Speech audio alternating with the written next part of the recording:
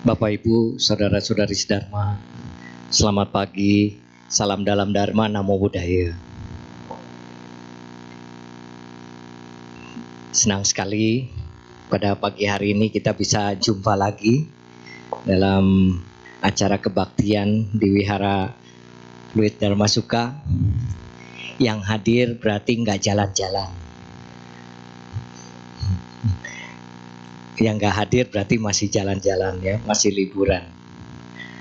Baik, Bapak Ibu, saudara-saudari sedharma, pada pagi hari ini saya akan membawakan perbincangan Dharma dengan tema Cengbeng dahulu, kini, dan mendatang. Bapak Ibu, saudara-saudari sedharma, rasanya istilah Cengbeng bukan hal yang baru buat kita.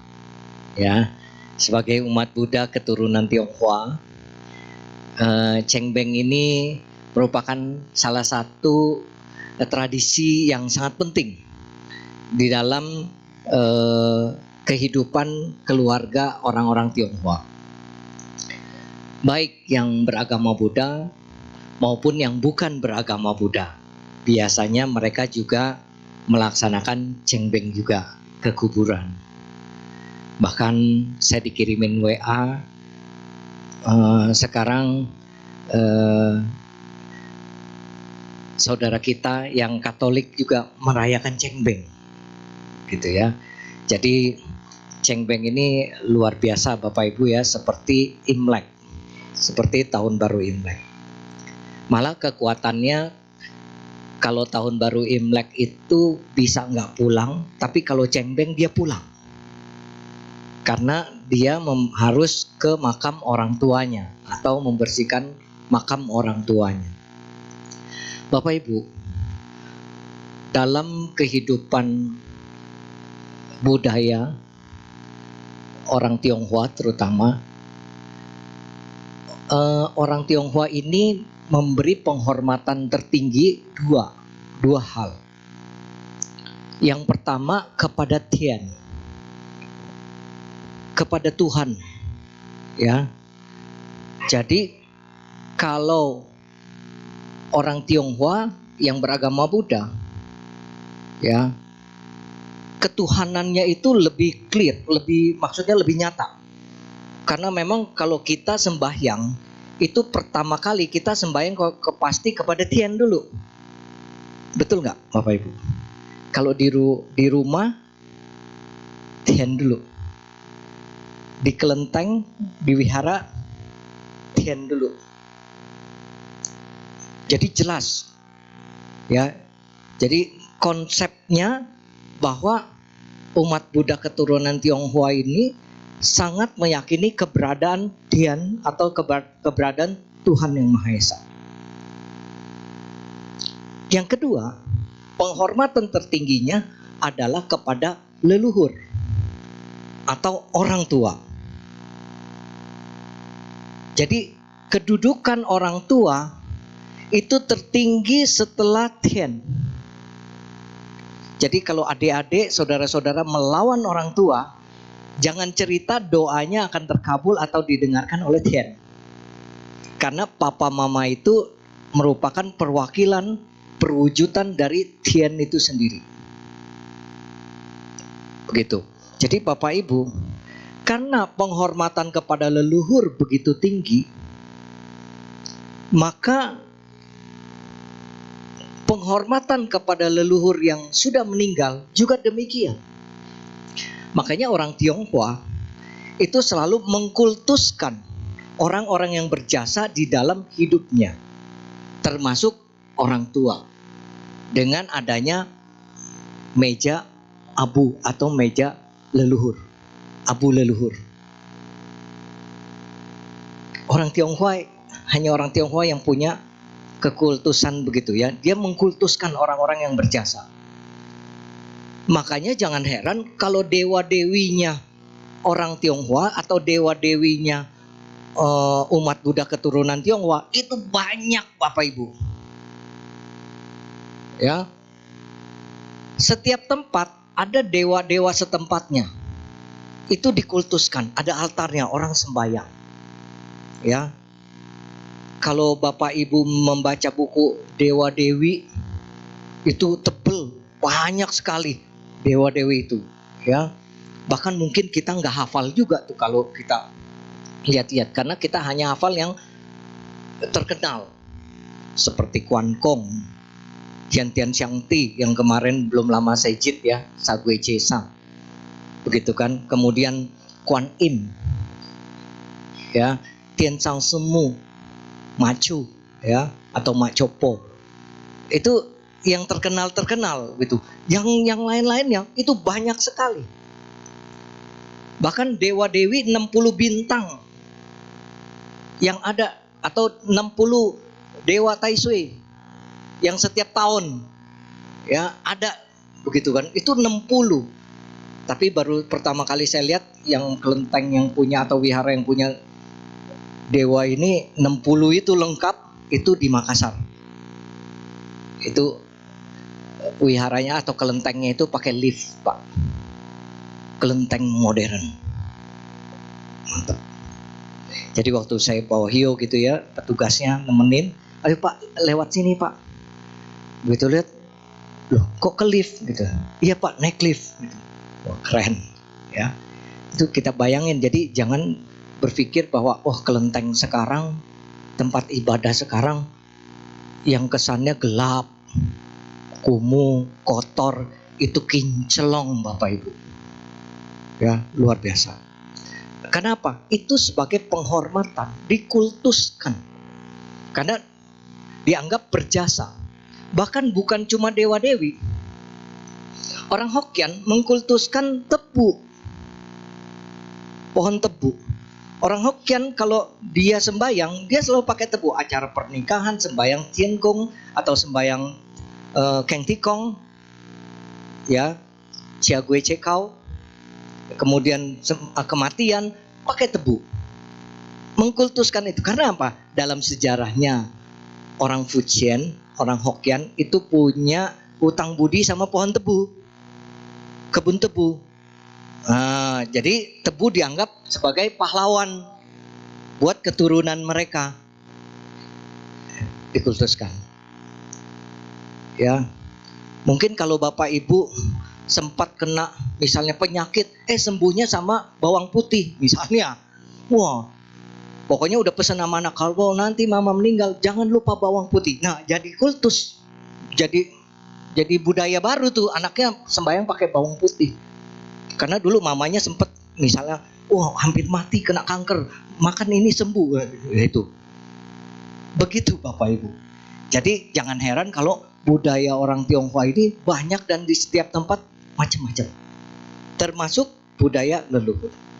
Jadi penghormatan kepada leluhur itu sudah ada sebelum Masehi. Jadi sudah berlangsung sebelum Masehi. Ya. Dan memang ini diatur di dalam agama Buddha maupun agama apapun, bahwa salah satu kewajiban anak kepada orang tua adalah berbakti. Xiao atau hao. Ya, berbakti. Baik orang tua masih hidup maupun orang tua sudah meninggal dunia.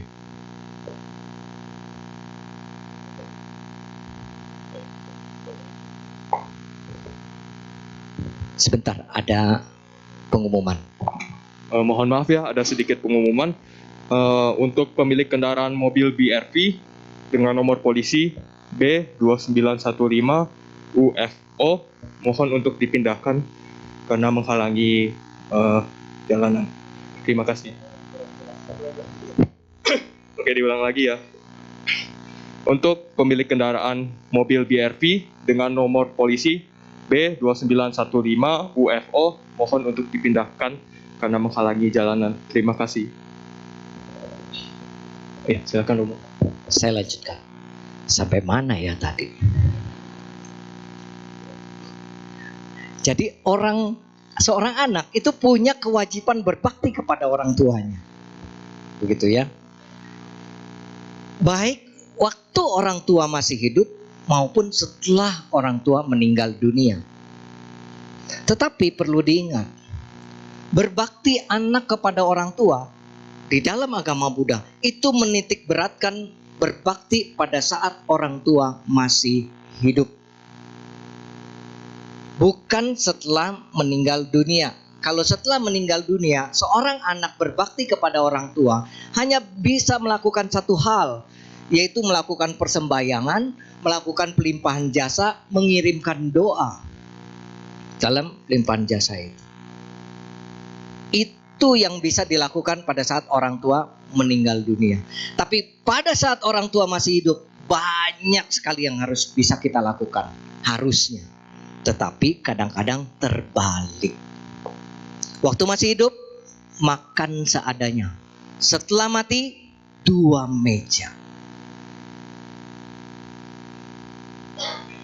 Waktu masih hidup, ya, tidak dibelikan apa-apa yang bagus. Setelah mati, dibelikan macam-macam. Rumah, mobil, segala macam. Handphone, ya. Nah, seperti itu. Nah, Bapak Ibu, saudara-saudara, jangan seperti itu. Itu namanya berbaktinya terbalik. Ya, berbaktinya terbalik. Kenapa? Karena bisa kita bayangkan, kalau kita nanti jadi orang tua, anak kita baru ingat kita setelah kita meninggal dunia, bagaimana? Gitu kan? Kita pun akan jadi orang tua. Oleh karena itu, mari kita berikan contoh dulu kepada anak-anak kita. Nih, masih ada popo kungkungnya sama akongnya. Kita kasih contoh, kasih teladan kepada anak kita. Ya, kalau telepon, ya, pakai video call atau apa, nah, sama anak-anak juga, cucu-cucu kasih lihat, suruh menyapa. Itu akan menimbulkan kedekatan, hal yang baik. Ya, pendidikan rumah yang bagus, supaya anak dengan orang tua, dengan neneknya, dengan kakeknya itu bisa lebih dekat. Dan itu akan mereka lakukan kepada kita nanti juga. Demikian ya Bapak Ibu. Jadi itu dia. Tetapi bukan hanya Cheng Beng ini mengajarkan bukan hanya kepada anak, kepada orang tua saja, tetapi orang tua juga kepada anak. Itu mengajarkan itu. Kenapa? Cheng Beng adalah salah satu budaya atau tradisi yang kita jalankan. Orang tua harus bisa menurunkan tradisi yang baik, itu kewajiban orang tua kepada anaknya. Kadang-kadang orang tua mau Cheng Beng mau apa, dia nggak kasih tahu anak, nggak pernah jelasin kepada anak. Sembayang aja, nanti udah sembayang baru dia bilang ini sembayang Cheng Beng. Anak cuma tahu seperti itu. Coba tes anak di rumah, tahu nggak Cheng Beng kapan? Tahu nggak sembayang Cit gue kapan? Sembayang Cap Ji gue kapan? Nggak tahu.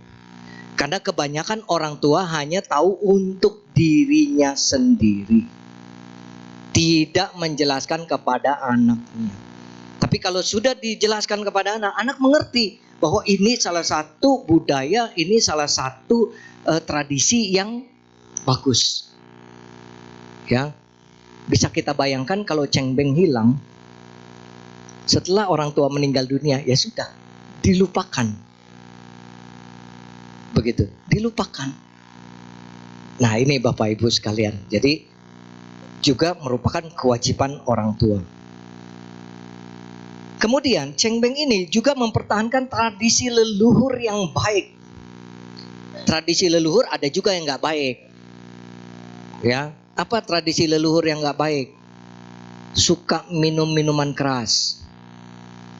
Itu tradisi leluhur yang kurang bagus. Orang Tionghoa hobi minum ciu, Pak. Betul gak? Ada pesta, ada bir, ada minum. Ada kematian, ada juga itu. Terus yang kedua, tradisi yang kurang bagus apa? Judi, tupok. Pokoknya kalau udah ngumpul berempat, jadi. Mau kematian, mau pesta, mau apa, jadi gitu. Nah, ini juga tradisi gitu kan, seperti itu.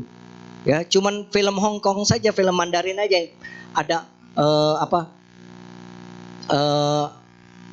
master gambler, master judi.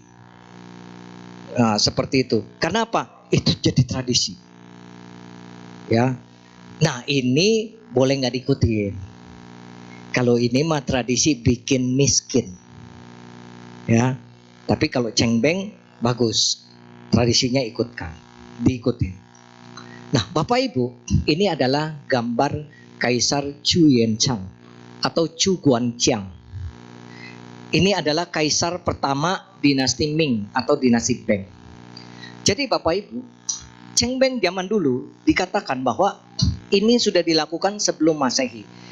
Jadi orang hampir setiap bulan pada saat itu pergi ke makam leluhurnya untuk sembahyang tiap bulan waktu itu, karena belum diatur. Ya, bahkan dulu Pak, waktu zaman dinasti Zhou atau zaman Kungce masih ada, Konghucu masih ada, itu masih ada budaya tradisi yang sangat sadis. Yaitu kalau seorang bangsawan, seorang pejabat tinggi meninggal dunia, maka semua karyawannya, semua pembantunya dikubur hidup-hidup juga, buat nemenin tuannya. Karena anggapannya sederhana.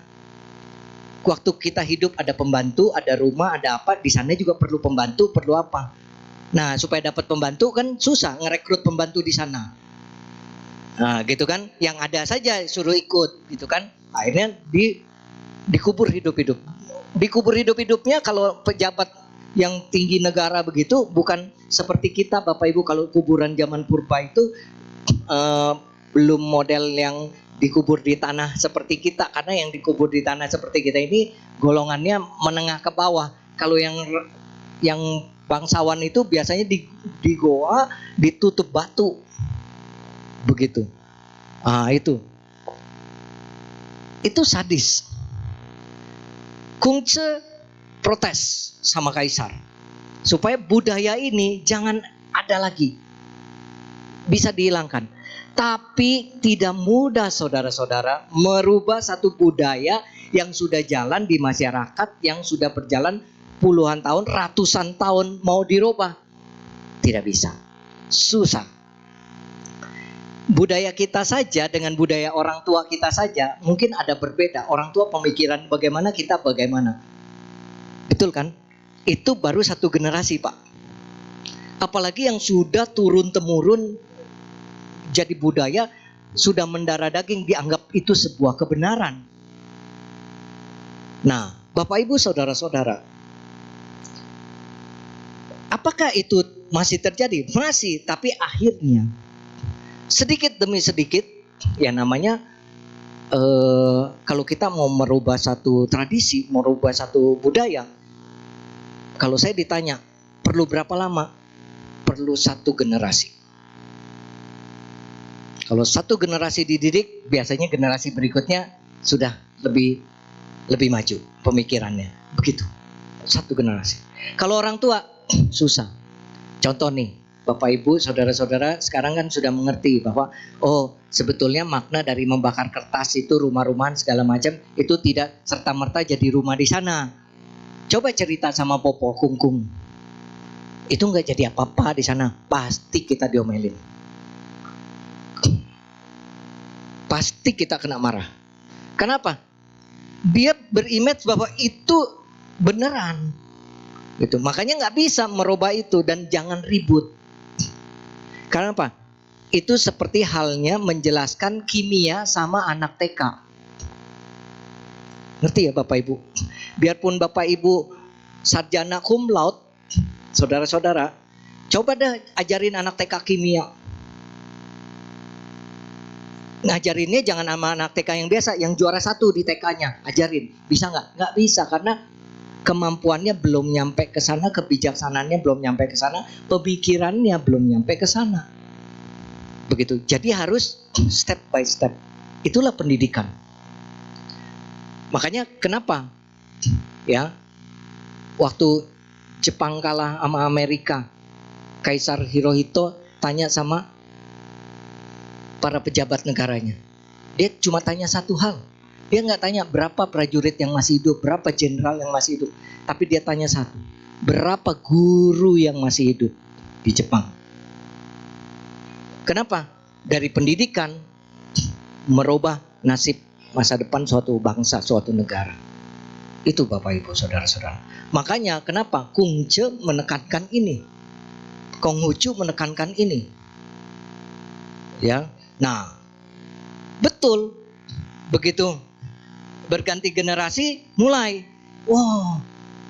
berubah. Yang tadinya orang hidup benar-benar dikubur, sekarang diganti. Dibikin patung-patungan. Dari tanah, dari kertas, dari bambu. Untuk gantiin itu yang hidup. Terus sampai ke zaman generasi kita. Waktu Raja Qin Shi Huang meninggal dunia itu kan ada pasukan terakota kan. Sekarang jadi tempat wisata. Yang dari tanah, tentara dari tanah itu ratusan kan. Ada kuda, ada apa. Itu menggantikan itu daripada prajuritnya dikubur hidup-hidup. Buat nemenin dia gitu kan. Itu simbolisasi. Jadi tradisi membakar kertas tadi, rumah-rumahan, orang-orangan dari bambu, dari kertas gitu ya. Itu sebetulnya adalah tradisi yang mulia. Karena apa? Kalau enggak orang yang dikubur gitu. Makanya jangan menghina suatu tradisi orang kalau kita enggak tahu sejarahnya. Begitu. Mulia. Cuman ke zaman kita jadi tahayul Bapak Ibu. Itu orang-orangan dari kertas disabet. Nanti kamu di sana baik-baik ya ngelayanin Tuhan kamu. Terus ditusuk matanya, ditusuk telinganya, ditusuk mulutnya biar bisa dengar, biar bisa ngomong. Itu jadi tahayul. Itu jadi tahayul. Padahal nggak begitu tujuannya, gitu. Cuma simbolisasi, menggantikan, ya menggantikan simbolisasi. Nah kemudian karena setiap bulan mereka melakukan persembahyangan itu pemborosan. Bapak Ibu, Samseng zaman dulu itu pakai babi 1 ekor, kambing 1 ekor. Coba sekarang kemarin Cengbeng pakai babi 1 ekor, kambing 1 ekor.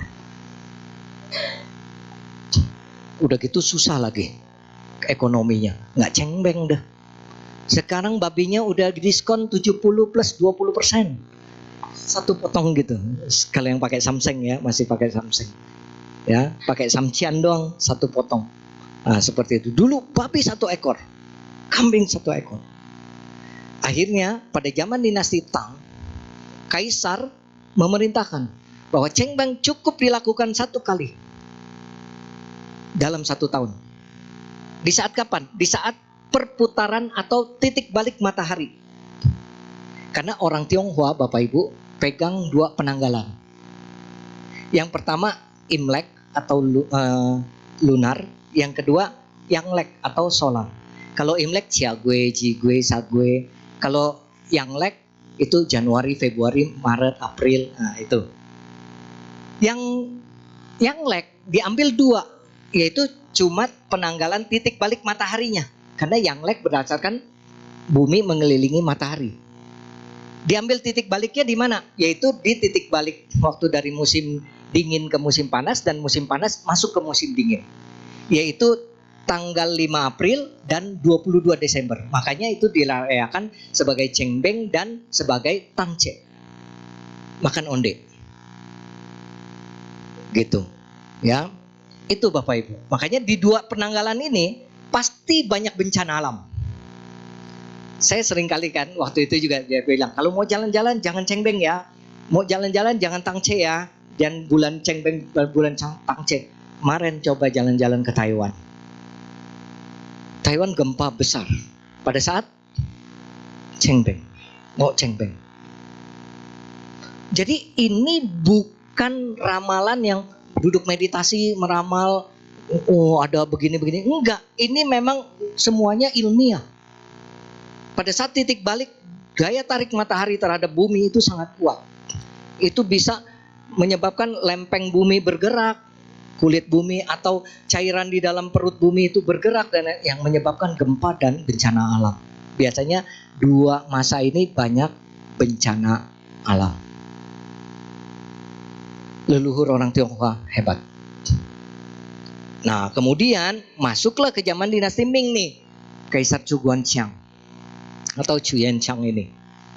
Ya, Kaisar Chu Guangqiang awalnya dia hanya orang biasa.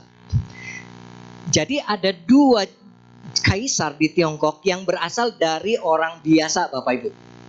Kalau yang lainnya keturunan bangsawan. Tapi dua kaisar ini dalam sejarah Tiongkok hanya orang biasa. Yang pertama Han Kaochu, yaitu kaisar dinasti Han pertama. Itu orang biasa. Sama ini Chu Yanqiang, dia orang biasa juga. Ya, jadi kaisar. Dia orang biasa, miskin, sering perang. Negara Tiongkok kan waktu itu dijajah Yuan. Yuan itu orang Mongol. Ya. Jadi sering perang, akhirnya dia pergi meninggalkan kampungnya karena banyak bencana, banyak penyakit.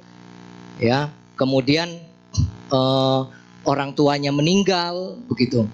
Nah, dia pergi, dia tinggal di wihara, dia jadi biku, sempat jadi biku. Ya. Nah, setelah itu karena perang, ya, biku juga susah makan, nggak ada yang dana. Gitu kan ya, nggak ada yang dana, akhirnya dia lepas jubah jadi tentara. Ya, selama di wihara dia belajar membaca, menulis, teknik strategi perang dan lain sebagainya. Nah, waktu dia jadi tentara dia jago strategi. Dia mengusulkan kepada jenderalnya strategi perang dan dia selalu berhasil, akhirnya naik. Awalnya dia masuk jadi bagian dapur, orang-orang bawa pedang, bawa tombak, bawa tameng, gagah. Dia karena badan besar, tenaga kuat, pandai berkelahi, dia dorong gerobak, bawa kuali, bawa panci gede. Karena dia di bagian dapur waktu itu. Nah, seperti itu. Tapi begitu karena dia punya kemampuan strategi bagus, jenderalnya tahu, naik jadi komandan.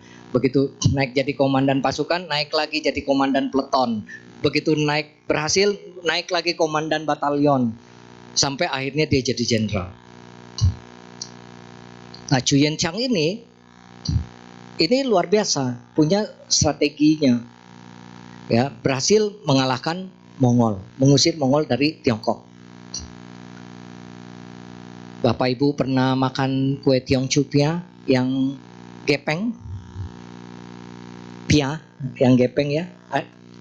Tiongchu Pia kan ada yang tebel juga ya, ada yang gepeng ya, yang keras. Itu sebenarnya tradisi kuno, makan pia yang keras. Karena dulu itu dipakai buat perang, buat kemana-mana pergi jauh. Karena itu awet. Awet Pak, kue Tiongchu Pia yang gepeng itu, yang keras. Bapak Ibu perhatikan, tengah-tengahnya suka ada bolongan enggak? Gak ada bolongan ya. Itu dulunya strategi dimasukin kertas oleh Kaisar Chu Yanqiang ini untuk memberitahu berontak Xiaogui Ceit. Jadi pasukannya disuruh bikin pia itu, kemudian dimasukin ke tengahnya. Kita kan kalau makan itu kan kebiasaan kan nggak digigit begitu, tapi dia apa? Potek dua gitu ya, atau dipotong gitu ya. Nah, begitu dipotong, tengahnya ada kertas, orang lihat, oh berontak Xiaogui Ceit, Xinjia. Nah, pada saat Xinjia terjadi pemberontakan besar, akhirnya Mongol berhasil diusir dari Tiongkok. Dia naik jadi kaisar. Begitu dia naik jadi kaisar, dia ingat papa mama. Dia bingung juga cari di mana makam orang tuanya. Akhirnya dapat strategi. Dia umumkan. Makanya Cheng Beng jadi sebuah tradisi resmi dan wajib itu sejak zaman dinasti Ming. Kaisar Chu Yanqiang kemudian membuat dekret peraturan bahwa pada saat Cheng Beng semua rakyat Tiongkok harus ke kuburan membersihkan makam orang tuanya dan menandakan dengan kertas pendek ditindih batu. Apa tuh dibilangnya? Techua ya. Ditindihin batu. Untuk menandakan bahwa itu sudah dibersihkan. Barang siapa yang tidak membersihkannya, maka potong kepala. Makanya kenapa orang Tionghoa Kalau Sincia berani nggak pulang, tapi Cheng Beng dia pasti pulang. Kalau nggak, potong kepala. Gitu. Ya, jadi akhirnya pas saat tanggal 5 April itu, nah Cheng Beng tahun ini tanggal berapa? 4. Kenapa tanggal 4?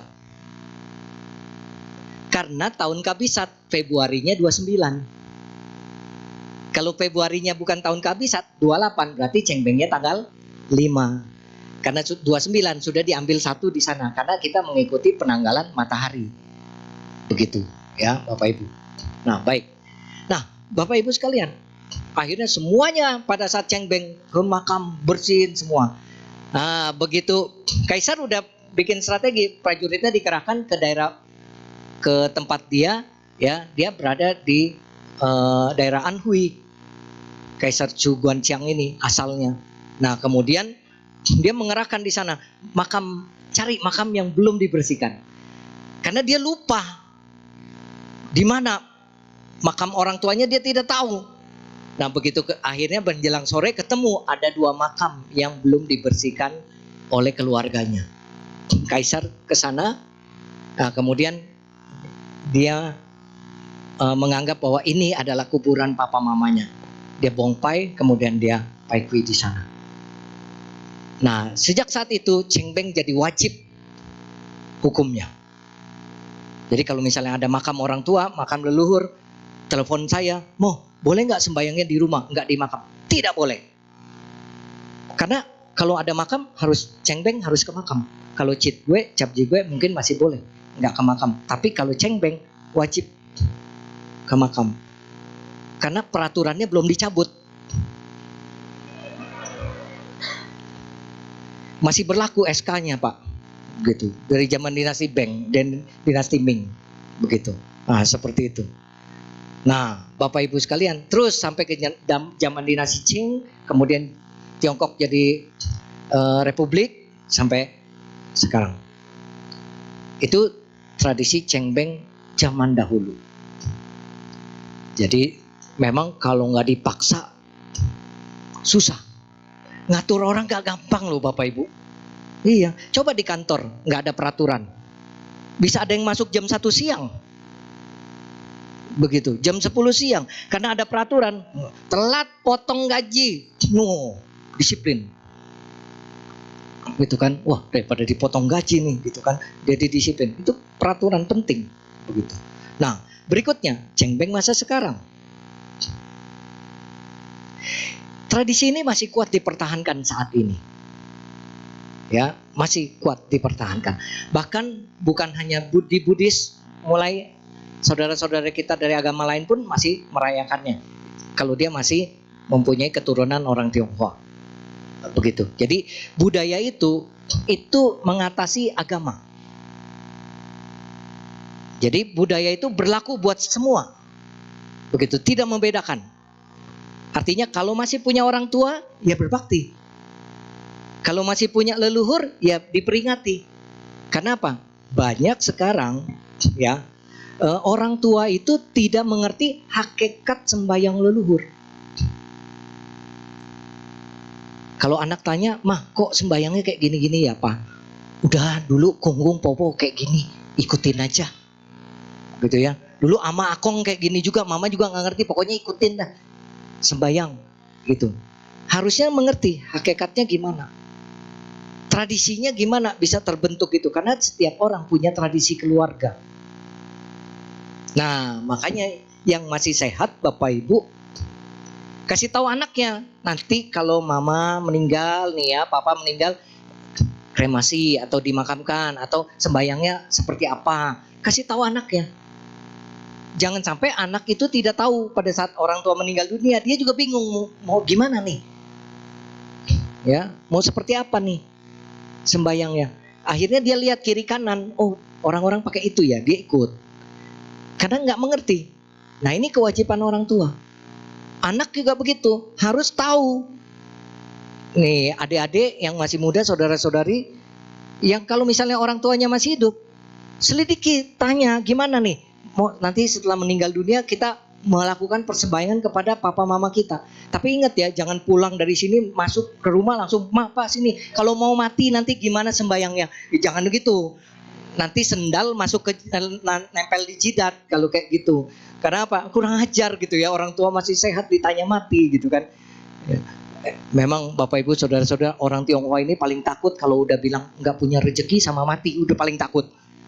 Ya, itu karena dianggapnya itu jelek banget gitu ya. Padahal itu penting. Ya tanyanya kalau lagi sembahyang, terus kita tanya sebagai anak, nanti kalau mama papa, menurut papa mama sembahyang yang gimana sih buat orang yang sudah meninggal gitu ya. Seperti itu. Nanti mama papa cerita, nah dengerin. Itu yang dia mau. Gitu. Itu yang dia mau. Dan orang tua juga kalau ditanya begitu nggak boleh tersinggung Bapak Ibu. Karena kita nggak tahu loh umur kita kapan, meninggal kapan. Ya, bisa aja habis makan siang kenyang, enak, sambil senyum meninggal gitu. Itu meninggal bahagia tuh, udah kenyang senyum meninggal gitu ya. Seperti itu. Nah itu bisa saja terjadi seperti itu. Nah makanya penting sekali menurunkan tradisi kepada anak, menjelaskan kepada anak. Terus hakikat sembahyang itu adalah untuk yang sudah meninggal dunia, kita melakukan pelimpahan jasa atau doa. Bukan untuk yang hidup. Sembahyang banyak, masak banyak segala macam sampai 1 meja penuh, 2 meja penuh. Kalau ditanya buat apa masak banyak-banyak begitu? Kan yang meninggal sudah nggak makan juga secara fisik. Bilangnya apa? Nanti kalau pada datang anak cucu pada ngumpul makan. Sebenarnya mau kasih makan yang meninggal atau yang hidup? Sembayangnya cengbeng. Berarti kalau ibu bapak makan saat pesta sembayang cengbeng, berarti dicengbengin. Begitu. Karena apa? Sederhana saja, kalau mau makan cincang. Itu benar. Masak yang banyak. Pesta makan. Tapi kalau cengbeng, acara sembahyang. Bukan untuk orang yang datang makan. Begitu. Akhirnya apa? Kesel sendiri. Mau sembahyang, anak gak ada yang kasih uang, apa-apa mahal. Ya tentu saja perlu sambal ati 1 mangkok, masak 1 panci. Gitu kan?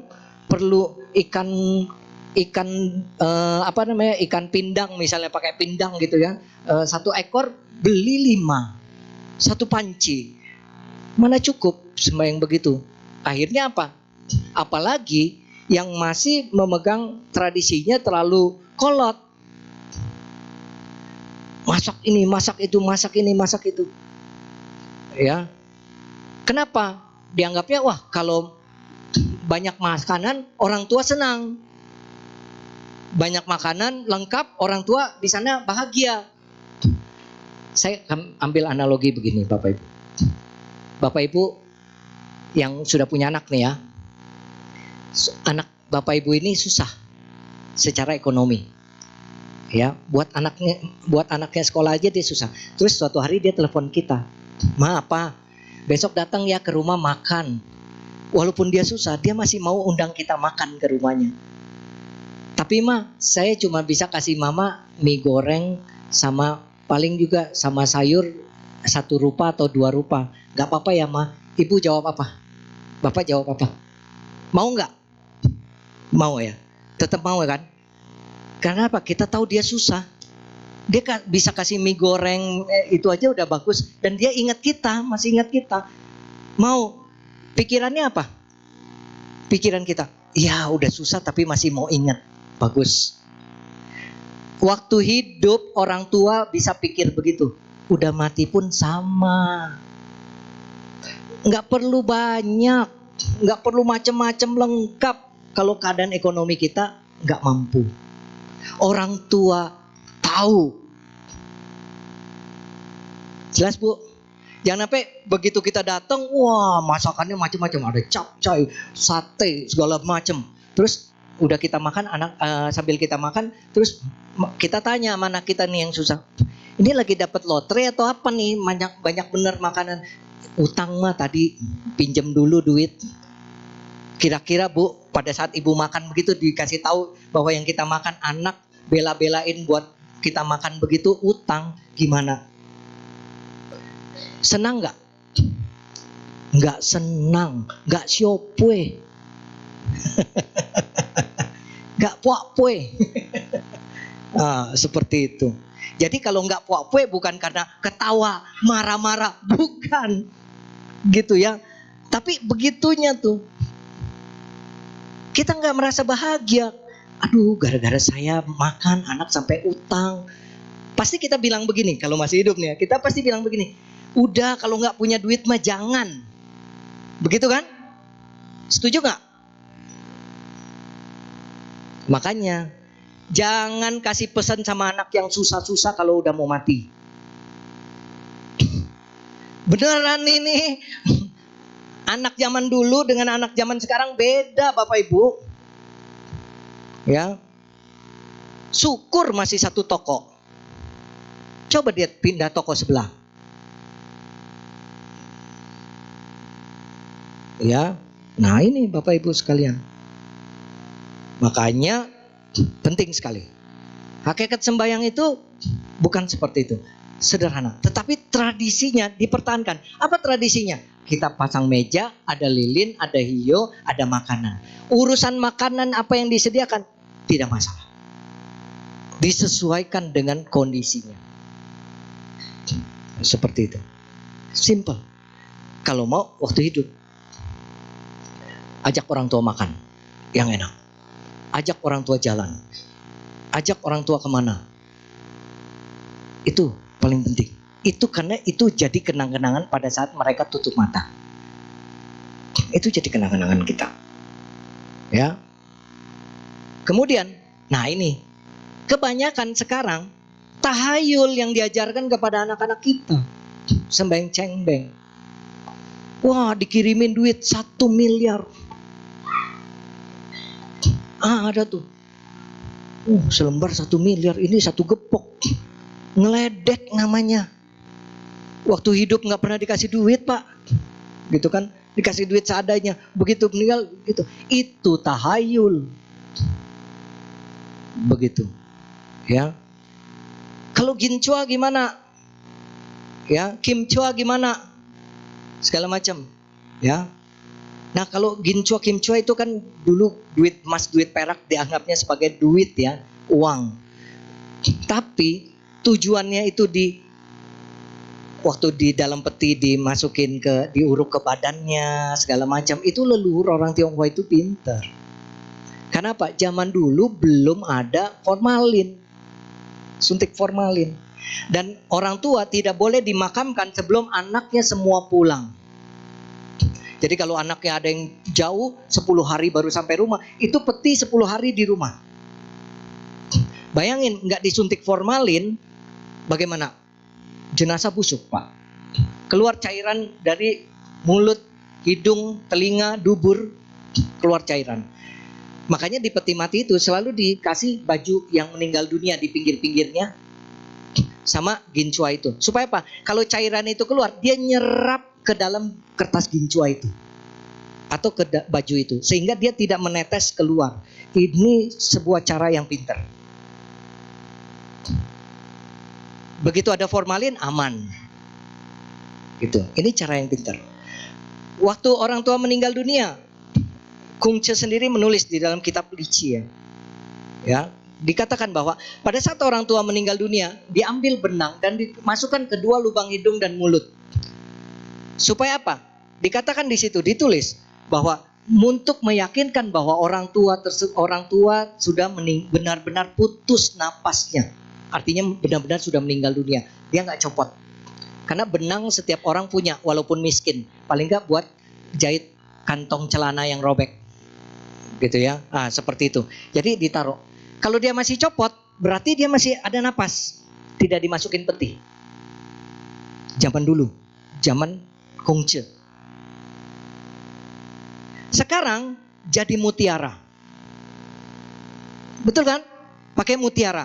Taruh di hidung 2, mulut 1, telinga 2, mata 2. Supaya apa? Biar dengar, biar bisa ngomong, biar bisa lihat. jadi tahayul.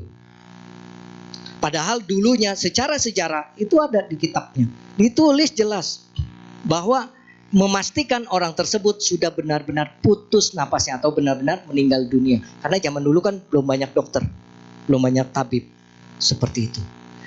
Berarti leluhur kita sebetulnya adalah orang-orang yang pinter, logik, masuk akal. Justru ke zaman kita jadi banyak tahayul. Inilah yang menyebabkan akhirnya anak-anak kita melihat itu menganggap apa-apa. Wah, orang tuanya percaya-percaya begitu. Percaya-percaya tahayul. Tradisi orang Tionghoa tidak ada yang tahayul. Semuanya bisa dijelaskan, ada logikanya. Seperti itu, Bapak Ibu Saudara-saudara. Awalnya Ginchua itu juga tujuannya buat kirim uang, bukan. Dibakar itu, Ginchua dibakar itu awalnya tradisi petani zaman dulu yang miskin untuk bertahan di musim dingin. Kertas, tapi belum ada diwarnain perak, emas, nggak ada. Cuma kertas dari batang padi digiling, jadi bubur, jadi dibikin kertas, dipotong. Bapak Ibu pernah nggak dulu kalau zaman kita dulu nih ya, kertas roti dibilangnya, yang tukang roti itu kalau ini ada kertas roti gitu ya, dari batang bambu, dari batang padi. Ya sekarang itu kertas Ginchua itu yang dibikin itu. Seperti itu. Nah itu mereka potong, mereka kumpulin karena mereka nggak bisa beli kayu bakar. Karena kayu bakar yang mereka ambil mereka jual sama orang kaya supaya mereka bisa hidup. Mereka bertahannya dari mana? Kertas itu ditusuk pinggirnya diikat supaya nggak berantakan. Makanya Ginchua atau apa ada pinggirannya diikat, ada tusuknya. Terus tusukannya diambil, jadi tahayul lagi sekarang. Ini jadi kuncinya katanya. Aduh, kunci katanya. Ini juga harus dikirim katanya. Aduh, minta ampun. Makanya tuh jadi banyak tahayulnya. Padahal dulu enggak tahayul gitu awalnya. Ini jadi kuncinya. Padahal itu cuma buat ikat supaya enggak berantakan gitu kan. Seperti itu. Nah akhirnya begitu musim dingin mereka bakar itu.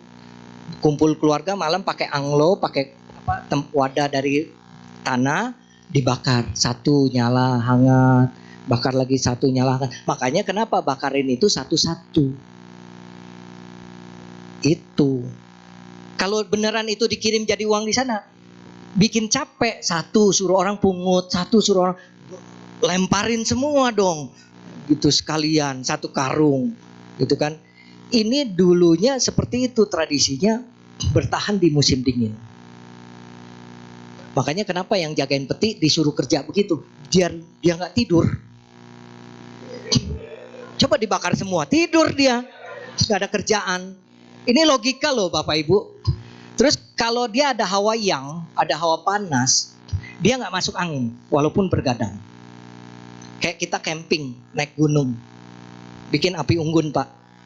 Kalau bikin api unggun, camping 3 hari pun gak akan masuk angin. Karena Pak ada hawa yang panas. Seperti itu. Nah itu Bapak Ibu sekalian. Jadi demikian. Jadi sebenarnya gak ada yang tahayul ya. Nanti kita tanya jawabnya. Saya yakin hari ini banyak pertanyaan. Beragama tetapi tidak meninggalkan tradisi. Nah penting nih. Banyak akhirnya kita beragama Buddha, akhirnya kita juga meninggalkan tradisi. Ada yang pernah tanya saya, Mo, boleh nggak Mo, kalau sembahyang cengbengnya di wihara aja, dana sama bante, dana sama sangha, udah nanti pelimpahan jasa selesai. Saya bilang nggak salah, boleh, tapi tradisinya hilang. Tradisi orang Tionghoa ada meja, ada lilin, ada hio, atau ada fotonya, kemudian ada makanan. Terserah makanannya apa saja. Dan ingat, jangan bikin susah. Harus ini itu. Anak sekarang tidak bisa masak. Mau tes? Coba suruh dia masak. Apa kayak pindang bandeng misalnya. Gak usah yang susah-susah dah. Sayur asem. Pasti jadi sayur bening. Begitu. Ya. Bisa masak nasi aja ketolongan rice cooker.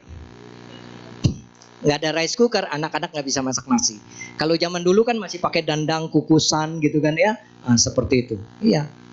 Jadi jangan yang membuat repot. Anak kalau lihat itu jadi alergi.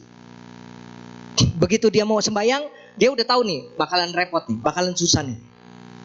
Gitu ya. Dia alasan nanti, nggak sempet, ada kegiatan ini, ada kegiatan itu, dia menghindar. Itu begitu anak sekarang. Makanya perhatikan ini baik-baik, bikin simple. Banyak tukang sayur matang jadi beli aja. Misalnya noban 5 macam cepet ceng jadi. Sembayang, beli buah, terus lilin hio, air. Jadi gampang sekarang. Bahkan saya udah juga sempat ngomong sama anak saya. Nanti kalau sembahyang nggak mau repot, kamu lagi repot mau sembahyang gini gitu, pesan aja ya KFC 1 paket. Udah ada nasi, ada ayam, ada minum, sembahyang. Selesai. Karena apa? Ya setelah meninggal dunia orang itu tidak bisa makan fisik seperti kita. Gak bisa. Apapun yang ibu sediakan tidak bisa. Tapi itu menurut kepercayaan agama lain, Romo. Kungce sendiri bilang orang mati tidak makan, tidak ikut makan. Yang makan orang hidup. Gitu. Makanya waktu hidup paling penting. Terus kita kehilangan generasi penerus. Karena lihat, wah repot, susah, gitu kan ya. Nah itu kita akhirnya ditinggalkan sama anak-anak kita. Karena menganggap ini sebuah tradisi yang menyusahkan. Gitu. Nah apa saja yang biasa dilakukan saat cengbeng? Ya biasanya membersihkan makam leluhur orang tua dibersihkan. Ya. Kemudian sembayang, ya sembayang leluhur. Ya.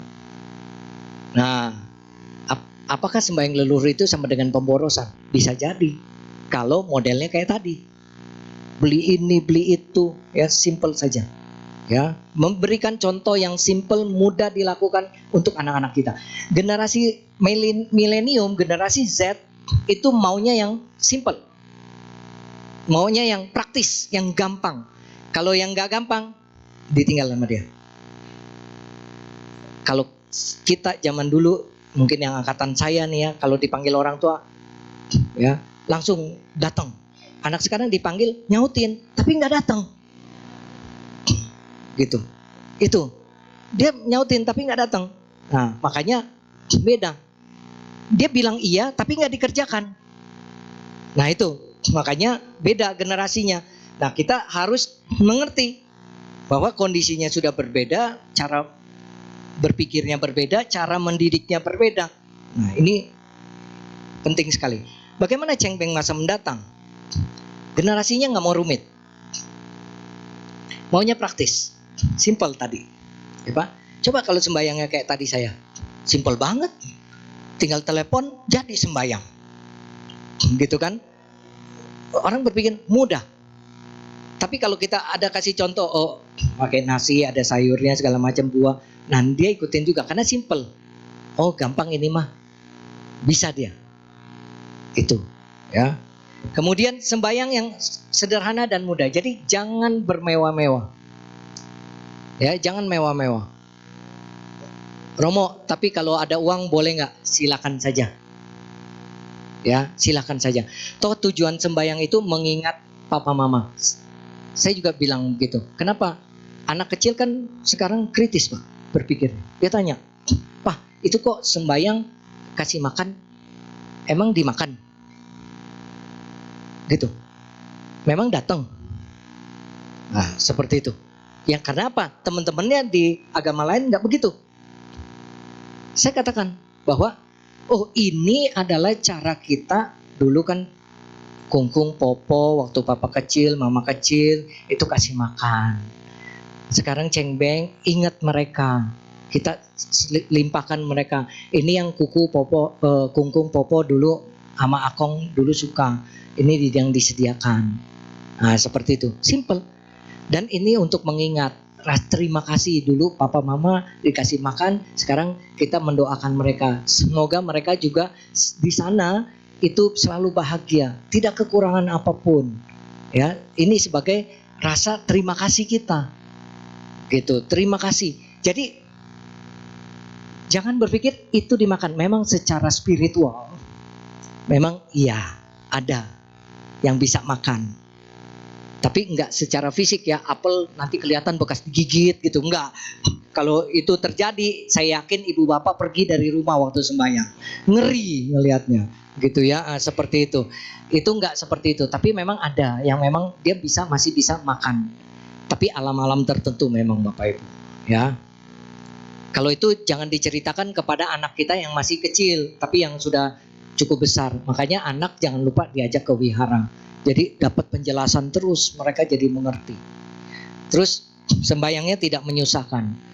Anak sekarang tidak percaya hal-hal yang tahayul. Gitu ya. Tapi Romo itu kan pakai baju kertas dibakar segala macam. Kan gak jadi apa-apa, itu kan tahayul. Begini. Ada orang kadang-kadang semasa hidupnya itu terikat dengan hal-hal duniawi atau materi. Ada. Apalagi kalau orang tua kita dulunya juga percaya gitu. Mereka terikat tuh. Karena pandangan mereka, image mereka begitu. Gitu. Boleh nggak dibakarin? Boleh. Nggak, jangan berlebihan. Seperti itu. Kenapa? Supaya happy. Begini saudara-saudara. Saya analoginya supaya gampang nih ya. Saudara ulang tahun, undang saya. Romo harap datang ya, saya ulang tahun. Saya datang nih ke rumah saudara, bawa hadiah. Ya, bawa hadiah, ke tenteng kado. Begitu saya turun mobil, saudara lihat saya turun mobil datang bawa hadiah. Udah happy belum? Sudah happy. Wih, Romo datang. Waduh, bawa hadiah juga. Nah, happy itu menimbulkan mudita cita dia. Rasa bahagia dia. Jadi di alam peta, di alam rendah, itu kalau dia bisa timbul mudita cita, timbul rasa bahagia, dia tumimbal lahir. Spontan. Tujuan tadi, yang tadi hadiah itu kayak baju apa, sepatu dari kertas, itu kan seperti hadiah. Itu tujuannya apa? Men-trigger dia supaya bisa bermudita cita. Men-trigger dia supaya bisa merasa senang, merasa bahagia. Walaupun hadiahnya tadi belum saya kasih Anda, tetapi Anda sudah happy. Sudah bahagia. Begitu. Cuman kondisinya Anda tetap hidup waktu bahagia. Tapi kalau dia tumimbal lahir. Nah, seperti itu. Kalau dia ya pindah alam. Nah, itu makanya boleh nggak? Boleh, tapi tidak boleh berlebihan. Dan itu juga jadi pemborosan nantinya. Nah, cuma memang bisa dibuktikan nggak? Memang susah dibuktikan karena itu sifatnya supranatural. Perlu pendalaman dharma, perlu penjelasan yang lebih dalam lagi. Nah, begitu. Terus ke depannya bisa saja Cheng Beng pakai AI, artificial intelligence. Ada foto kuburannya sembahyang di rumah. Cuman kalau Cheng Beng tetap ke kuburan. Sekarang artificial intelligence maju loh Pak. Sembahyang ke depannya bisa begitu. Bahkan fotonya, mama papanya masih bisa senyum fotonya. Nanti bisa bergerak foto itu. Begitu. Kedepannya bisa terjadi seperti itu. Karena apa? 20 tahun mendatang, artificial intelligence ini akan sangat mempengaruhi dunia. Saudara-saudara yang belajar IT, ya kebetulan kan saya dosen IT, gitu ya. Saya mendorong Anda, pelajari ini. Masa Anda 20 tahun lagi itu masa Anda, artificial intelligence. Nah ini Bapak Ibu Saudara-saudara, sembahyang pun bisa begitu. Ya, zoom, kuburannya di zoom, ya, sembahyangnya dari jauh, seperti itu. Bisa kan? Bisa terjadi. Sekarang demikian, sangat maju sekali teknologi. Baik, terima kasih. Ini materi saya. Namo Buddhaya.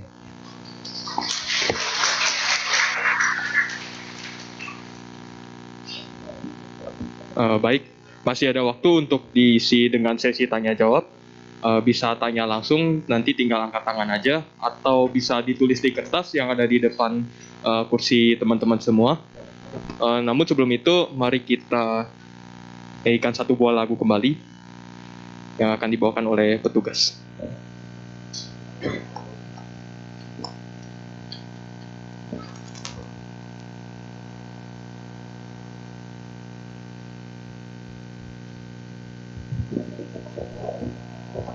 Bapak Ibu Saudara-saudari dalam sedama, untuk lagu kedua mari bersama-sama kita menyanyikan lagu yang berjudul Bila Cinta Kasih Ada.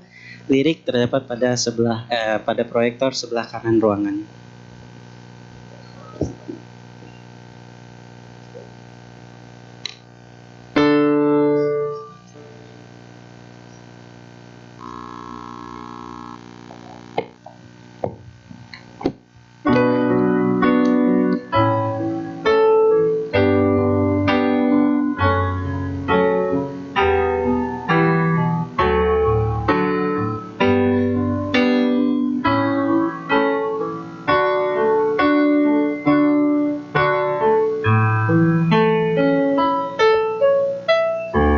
Cinta ada di hati kita, maka tiada lagi benci pada sesama. Bila kasih ada di hati kita, maka terhapuslah kesombongan di jiwa. Sungguh indah hidup ini bila saling menyayangi, tiada iri, tiada benci, hidup lebih berarti. Sesungguhnya kita sama, tiada berbeda, punya hati, punya rasa, ingin hidup tentram, bahagia.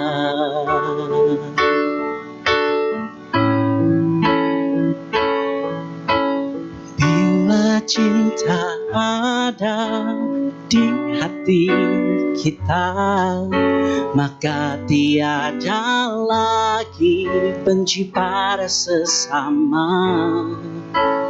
Bila kasih ada di hati kita, maka terhapuslah kesombongan di jiwa. Sungguh indah hidup ini bila saling menyayangi, tiada iri, tiada benci, hidup lebih berarti. Sesungguhnya kita sama, tiada berbeda, punya hati, punya rasa, ingin hidup tentram, bahagia.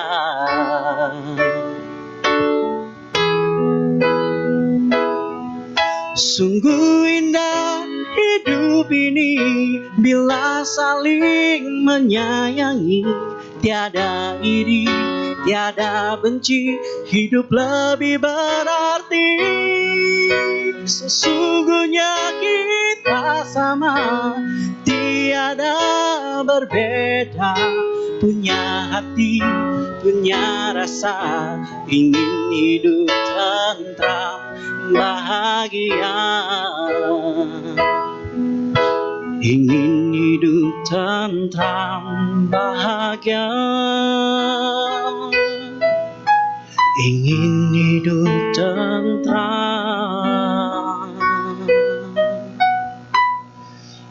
bahagia.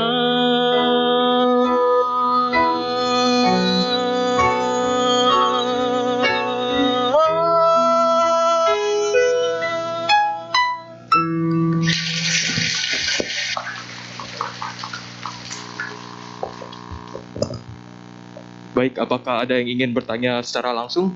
Boleh angkat tangan. Nggak ada? Oke.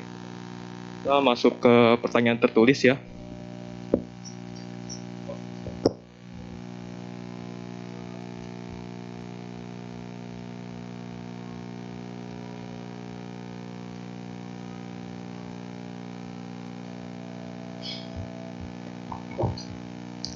Baik. Ini ada pertanyaan, bagus.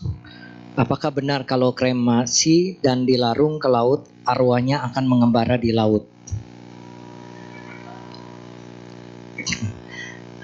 Jadi dewa laut dong ya. Tidak, ya tidak. Karena pada saat seseorang meninggal dunia itu dia bertumimba lahir yang memang sesuai dengan karmanya nanti. Dia lahir di apa? Kecuali kecelakaan meninggalnya. Kalau meninggalnya kecelakaan biasanya arwahnya ya secara umum dibilang arwah gitu ya.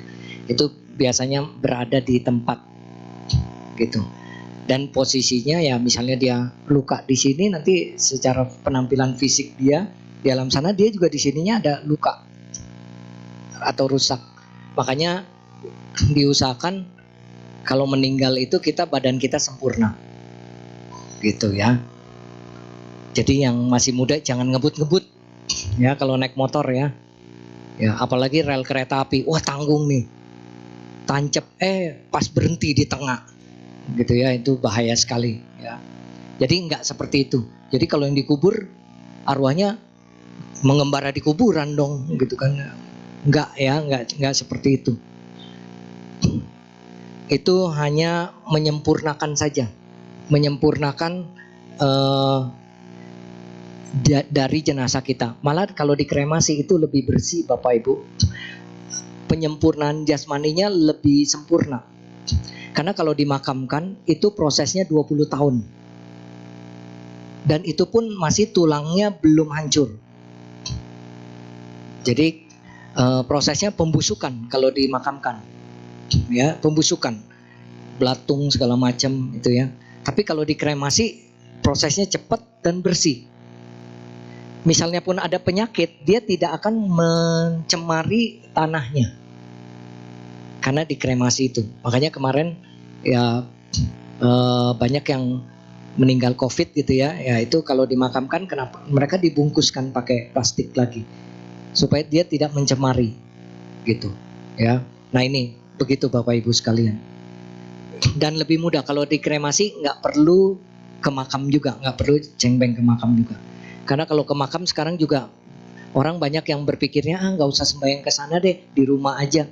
Karena nggak mau repot tadi, udah mulai berpikir begitu.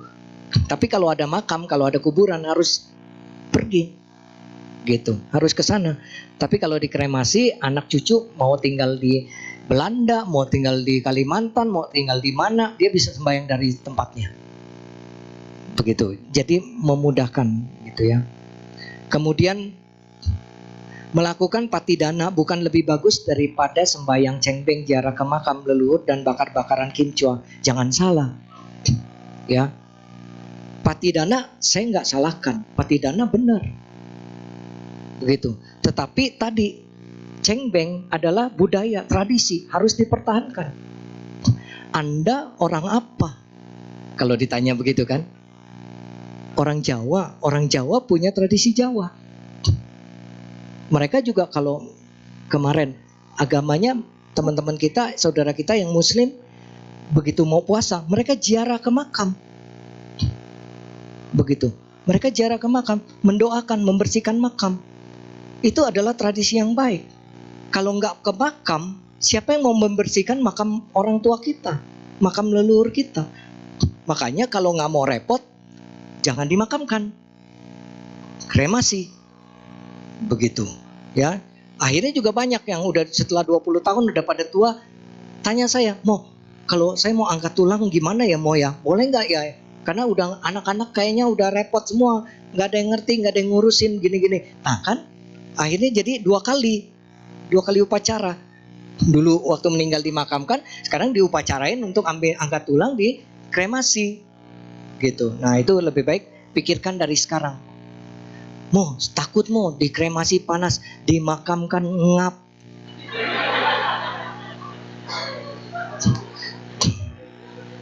Susah nafas. Ya terang aja kalau panas, karena yang dikremasi orang masih hidup, dikremasi ya panas. Gitu kan. Kalau orang sudah meninggal dunia, kita sudah punya badan baru lagi. Seperti kita nih sekarang pakai baju ini, terus pulang, baju ini kan kotor, kita masukin mesin cuci. Kita pakai baju yang lain kan, sudah ganti baju. Pada saat itu mesin cuci jalan, dicuci, digiling segala macam, terasa gak di badan kita?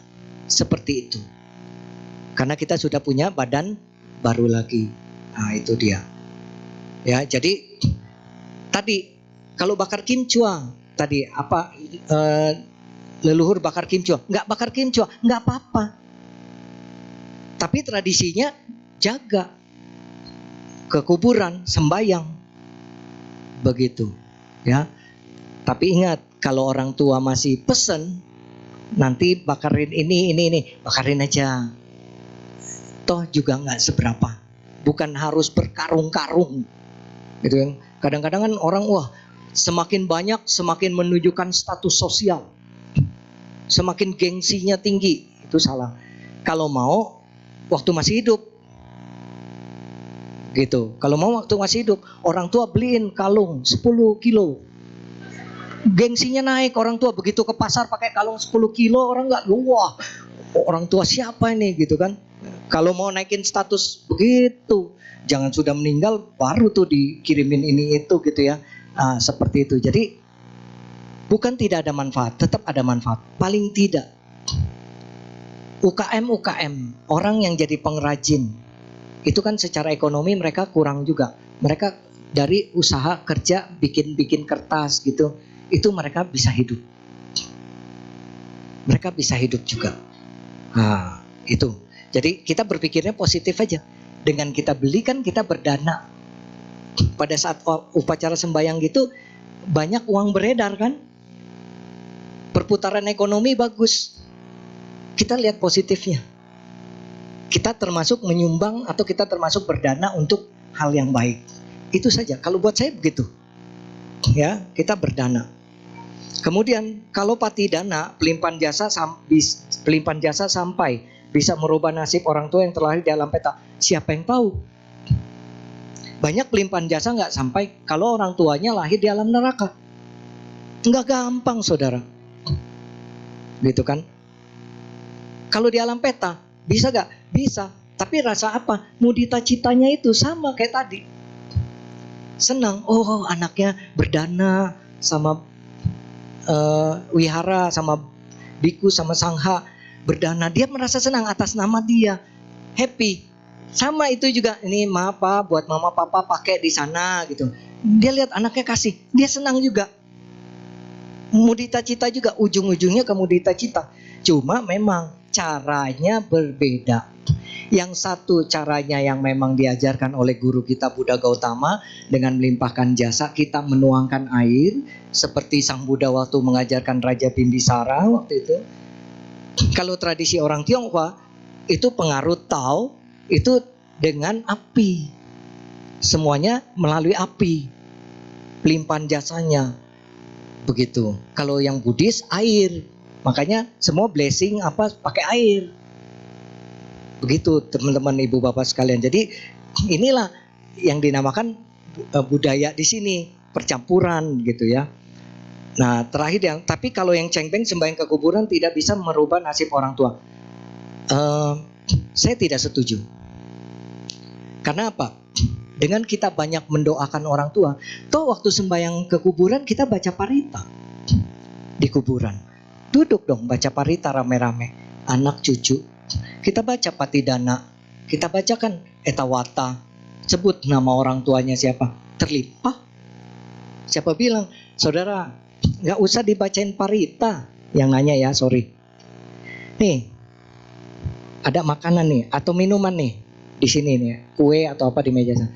Waktu misalnya nih, ada makhluk peta nih ngeliatin. Oh, ngeliatin biskuit aja, makanan, saya kue aja. Tinggal saya bilang, ambil aja. Mereka nggak bisa.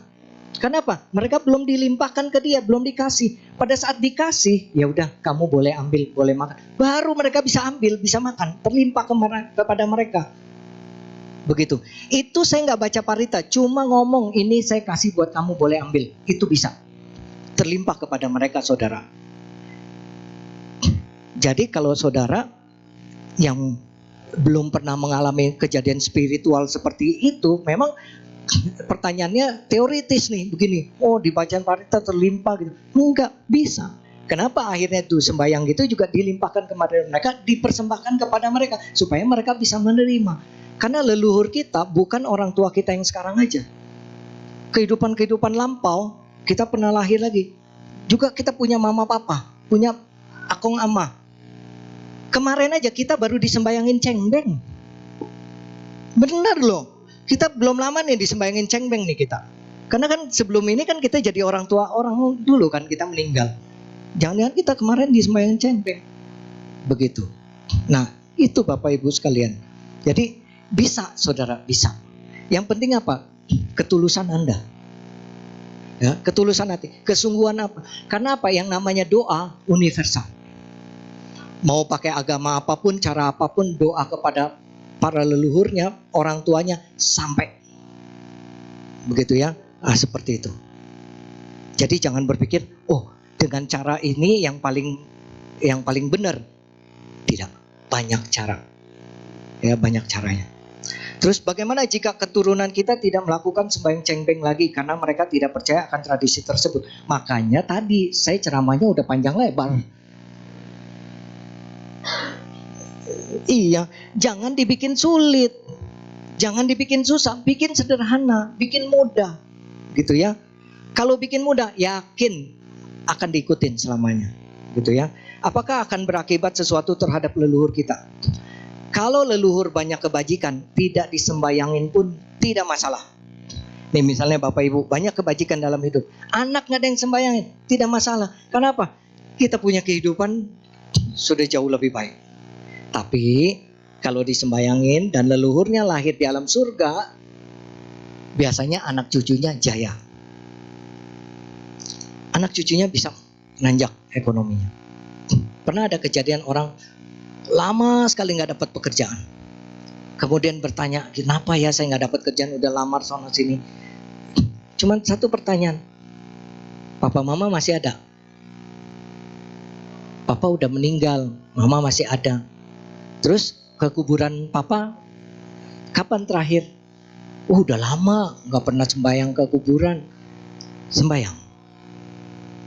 Akhirnya dia sembahyang ke kuburan, 2 bulan kemudian dia dapat kerja. Makanya orang tua itu adalah dewa yang hidup Bapak Ibu Saudara-saudara. Jadi jangan sia-siakan itu. Apalagi masih ada ya, masih hidup. Itu ladang berkah kita. Ladang menanam jasa orang tua. Ya. Jadi kita berbakti itu paling penting. Itu buka pintu rezeki saudara-saudara. Kalau nggak percaya, coba praktekin dulu. Ya, praktekin dulu. Itu saudara akan banyak rezekinya, akan naik secara ekonomi. Jadi kalau nggak sembayang tergantung leluhur. Kalau leluhur banyak kebajikan tidak masalah. Dan juga pasti ada yang sudah tumimba lahir, sudah memiliki kehidupan. Ya termasuk kita leluhur yang sudah tumimba lahir, gitu ya. Kalau orang tua meninggal dikremasi, cengbengnya gimana? Dan gimana dan di mana? Di rumah boleh. Justru kalau dikremasi bisa lebih simple, lebih gampang di rumah. Saya juga gitu, papa mama kremasi, jadi sembahyang cengbeng ya di rumah. Ya, itu dia. Kemudian kalau hanya berdana di wihara yang melakukan sembahyang cengbeng, apakah sah? Ini seperti yang tadi, boleh saja berdana di wihara, tapi tradisi nggak boleh ditinggal. Tetap sembahyang. Pakai meja, lilin, hiu, makanan. Ya, itu tradisi. Karena kalau nggak seperti itu, anak tidak akan mengingat orang tua. Tidak akan mengingat leluhurnya. Saudara-saudara jangan salah. Misalnya ada orang bilang, wah ada yang bisa lihat, punya mata batin, bisa lihat. Oh ada dewa, ada senming, ada sinbeng yang ikutin, yang jagain. Itu bukan lain adalah leluhur kita sendiri. Jadi bukannya Kuan Im Posat ikutin kita kemana-mana. Kuan Im Posat gak ada kerjaan gitu, ngikutin kita. Bukan, itu adalah leluhur kita yang jadi dewa. Leluhur kita yang jadi dewa. Makanya kalau ibu bapak bisa lahir di alam dewa, anak cucunya bahagia. Anak cucunya punya jasa besar. Dan anak cucu punya jasa besar, tadi banyak kebajikan, dilimpahkan kepada leluhurnya. Leluhurnya bisa jadi dewa, lahir di alam surga. Makanya anak berbakti itu bisa nyebrangin orang tua ke surga. Gitu. Anak berbakti bisa menyeberangkan orang tua ke surga. Begitu, ya. Kemudian apabila kita ingin membetulkan, memperbaiki bongpai kuburan, bagaimana tata cara yang harus dilakukan? Biasanya ya tadi kemarin menjelang cengbeng itu boleh, ya, diperbaiki, ya. Apakah kalau memperbaiki kuburan hanya boleh dilakukan pada masa cengbeng saja? Begini, saudara-saudara. Setelah cengbeng, ya cit gue sebetulnya sih oke, bisa.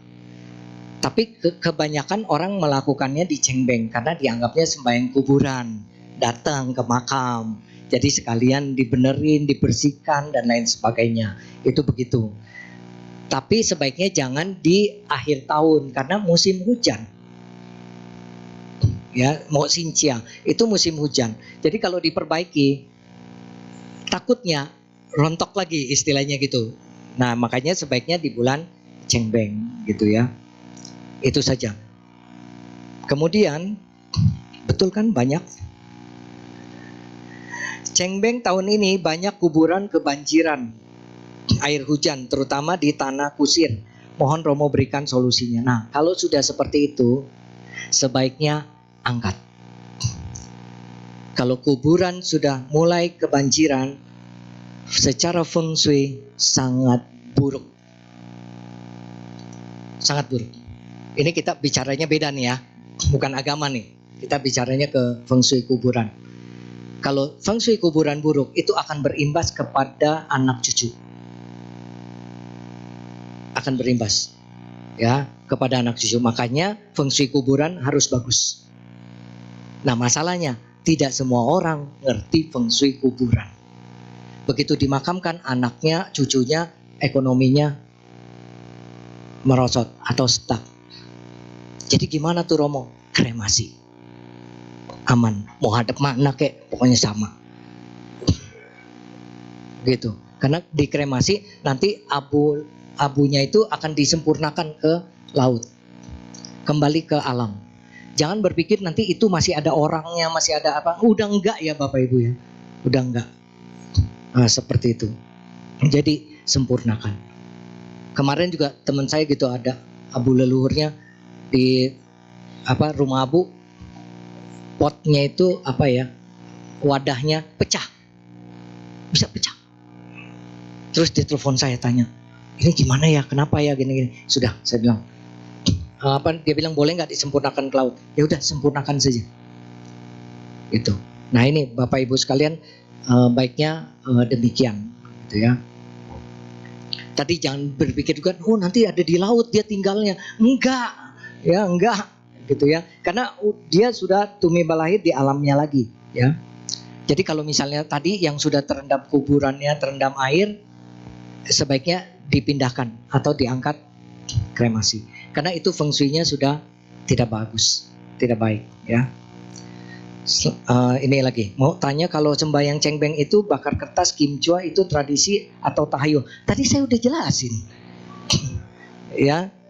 Jadi itu tradisi bakar itu. Jadi tujuannya apa? Untuk mensugesti, men-trigger gitu, ya. Jadi yang tahayul itu kalau dibakarinnya handphone, kemudian apalagi tuh duit lembaran 1 miliar. Itu udah tahayul Bapak Ibu kalau yang kayak gitu.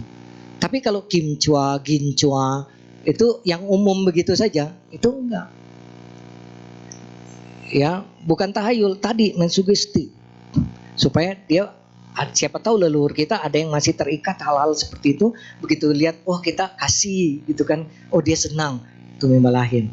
Seperti halnya ada satu kejadian begitu kan, dulu saya pernah cerita. Anaknya mimpi mamanya katanya nggak punya baju. Akhirnya dia bakarin, dia beli baju kertas, dia bakar, dia sembayang, dia bakar. Dia bilang, ma ini baju buat mama pakai. Malamnya mimpi katanya, mamanya pakai baju yang dia kirim. Yang baju kertas itu yang dia kirim. Motifnya sama. Dia tanya saya, kenapa ya bisa begitu? Benar tuh, nyampe tuh. Bukan nyampe, dibakar nyampe, bukan. Tetapi pada saat dia lihat, ma ini buat mama pakai. Dia lihat, aduh dia senang sekali. Pada saat senang sekali, mudita citanya timbul di alam peta itu nggak ada rasa bahagia. Begitu rasa bahagianya timbul, karma baiknya berbuah, muncul, dia tumimba lahir. Nah begitu dia muncul, karma baiknya itu mudita citanya muncul, terakhir dia lihat apa? Kita kan kalau mati begitu, seperti nonton film, terakhir kita lihat apa? Itu yang menentukan kita lahir di mana. Nah begitu dia lihat, terakhir itu baju yang dikirimkan anaknya, dia kemudian tumimba lahir, meninggal di alam yang lebih baik, di alam yang lebih bahagia, dia bisa menampakkan diri dengan baju yang dikirim. Begitu. Orang meninggal kecelakaan, naik motor, terus kehantam kepalanya, hancur separuh. Pada saat dia meninggal, begitu dia nanti menampakkan diri, misalnya di alam petanya, dia pasti dengan kondisi yang mukanya juga hancur. Kenapa? Terakhir dia lihat seperti itu. Dia merasakan kesakitan, dia merasakan apa sebelum meninggal dunia. Nah itulah detik-detik terakhir menentukan kita. Begitu saudara-saudara. Jadi sebetulnya yang jadi tahayul karena kitanya berlebihan, keterlaluan. Handphone, ama mana ngerti dikirimin handphone, pegang handphone aja nggak bisa dia, mau kirimin handphone juga gimana caranya gitu kan. Seperti itu tahayul. Itu berlebihan. Jangan yang berlebihan. Ya, oke. Kemudian sekarang kalau ortunya Buddhis meninggal, anaknya bukan, dan ada aturan tidak boleh pegang hiu, itu gimana Romo? Begini, tidak semuanya. Ada juga keluarga yang beda-beda agama, tapi saat sengbeng, saat sembahyang, pegang hiu. Itu tergantung dari didikan keluarga. Ya, didikan. Masalahnya kadang-kadang orang tua terlalu lepas untuk mendidik tradisi atau mendidik agama kepada anaknya. Cincai aja.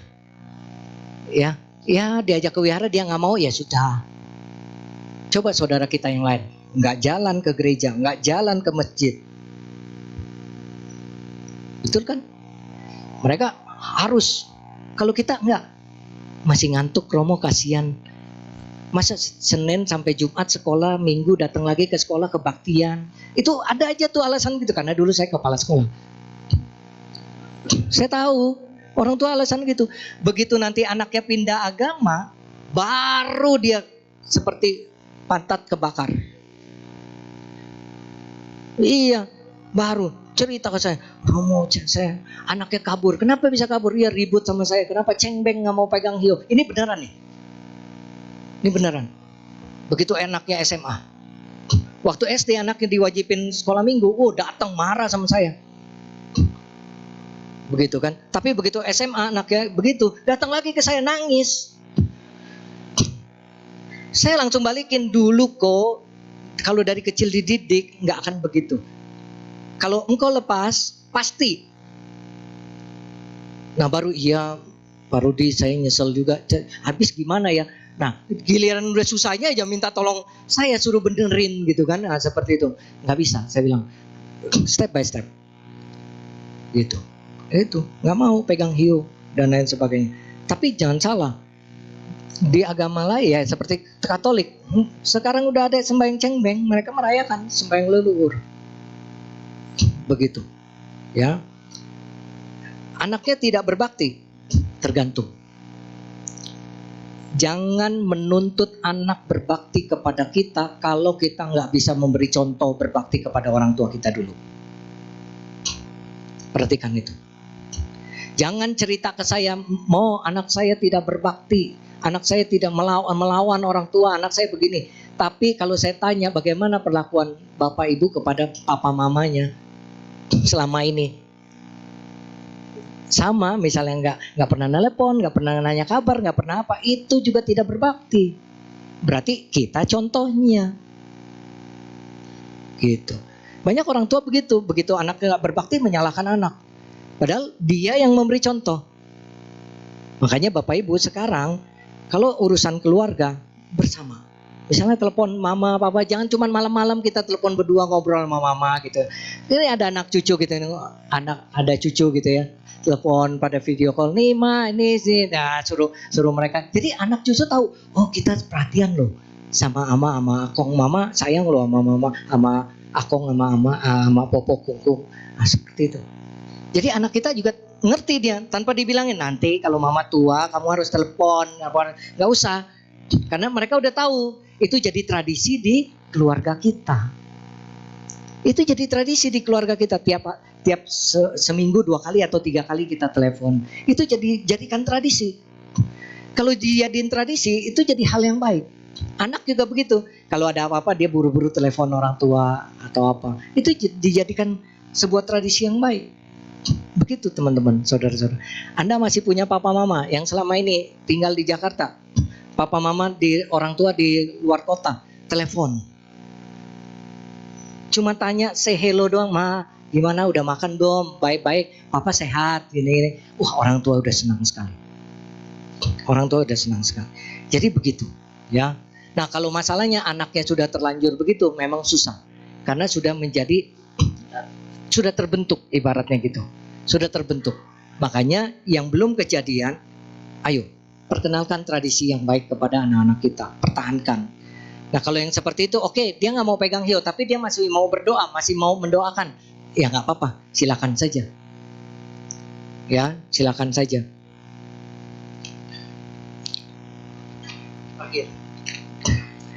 Kalau dalam agama Buddha, apakah boleh dikremasi kalau meninggal? Boleh. Kalau dipanggang kayaknya belum. Ya, kalau kremasi boleh. Ya, yang agama Buddha banyak yang dikremasi, Bapak Ibu. Buddha Gotama, Sang Buddha, jenazahnya kremasi atau dimakamkan? Kremasi. Cuman kremasinya beda. Kalau Sang Buddha tuh waktu meninggal dunia, ya, badannya itu digulung kain 500 kain wol. 500 gulung kain wol, kemudian 500 gulung lagi kain linen. Terus dimasukkan ke dalam peti. Peti mati Sang Buddha itu dari besi. Nah, peti matinya itu dimasukin lagi ke dalam peti lagi. Nah, pemakaman Sang Buddha ini, ya, itu mirip seperti pemakaman Paus. Paus, Bapak Suci orang Katolik. Paus itu peti matinya dari besi. Itu tradisi itu. Nah, waktu mau dikremasi, ya, itu apinya keluar sendiri dari badan. Jadi nggak perlu dibakar dari api. Tapi dari badan Buddha Gotama itu keluar api sendiri membakar. Dan perlu diketahui, kain lapisan paling luar, lembar paling luar dan lembar paling dalam yang kena kulitnya Sang Buddha itu tidak terbakar. Tidak terbakar. Jadi di tengah-tengah, gimana caranya mau bisa begitu? Saya nggak tahu. Saya nggak tahu. Itulah apa ya istilahnya, kehebatan orang suci gitu ya. Mau agama apa, setiap agama pasti punya orang suci, punya nabinya. Nah, itu punya kelebihan seperti itu. Dan seluruh tubuh Sang Buddha menjadi relik. Ya, menjadi relik. Waktu itu kalau ibu bapak ke India kan ada tempat membagi relik Sang Buddha kan di India itu menjadi 8 bagian kalau nggak salah. Nah, seperti itu. Dibagi-bagi ke negara-negara. Nah, itu. Jadi Bapak Ibu sekalian, jadi dalam agama Buddha boleh dikremasi kalau meninggal. Ya, memang begitu gitu ya. Memang seperti itu. Bisa kita bayangkan setelah 200 tahun atau 100 tahun setelah kita, ini penuh nih orang. Kalau dikubur gimana? Gitu ya. Kayak kemarin saya waktu liburan kan saya nonton TV gitu kan. Waktu lebaran itu ditayangkan juga tuh. Saudara-saudara kita yang meninggal di Mekah, mereka dimakamkan tapi 4 tahun kemudian diambil tulangnya, diangkat supaya gantian. Bisa dimakamkan yang lain. Kalau itu jutaan orang datang ke situ yang meninggal, Pak. Kalau itu nggak diangkat, itu bisa seluruh nanti lama-lama jadi kuburan semua gitu ya, di sana. Nah, itu memang harus ada caranya gitu. Jadi diangkat juga. Nah, itu makanya Bapak Ibu sekalian, ini kalau kita kremasi ya sama, kita juga kembali lagi ke alam semesta, menyatu dengan alam semesta lagi. Dan kan kita juga punya badan baru lagi. Jadi nggak usah khawatir. Baik, terima kasih Bapak Ibu sekalian. Semoga yang saya sampaikan bisa bermanfaat dan menambah pengetahuan. Mohon maaf segala kesalahan yang tidak disengaja mungkin dalam ucapan saya. Selamat siang, Namo Buddhaya.